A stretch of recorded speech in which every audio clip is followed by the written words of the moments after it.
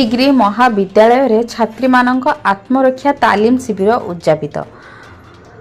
खुंटा degree महाविद्यालय नवागत छात्री मानक निमंते आत्मरक्षा तालीम शिविर महाविद्यालय अध्यक्ष श्रीजुक्त सरोज रंजन त्रिपाठी सभापतित्व उद्यापित हो जाइछि। ए कार्यक्रम में खुंटा थानार एसआई श्रीमती स्वर्णमिता प्रधान मुख्य अतिथि भाव में जोगदे आत्मबल आत्मसुरक्षा आयुध बोली वक्तव्य प्रदान करथिले।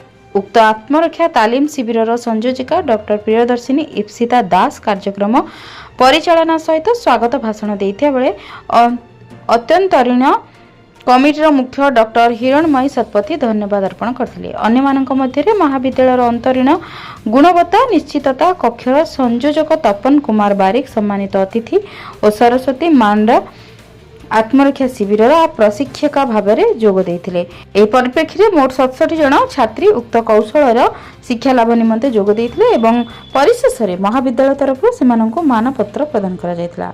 मयूरभंज खुंटार निरंजन महंतଙ୍କ रिपोर्ट जन अधिकार लाइव।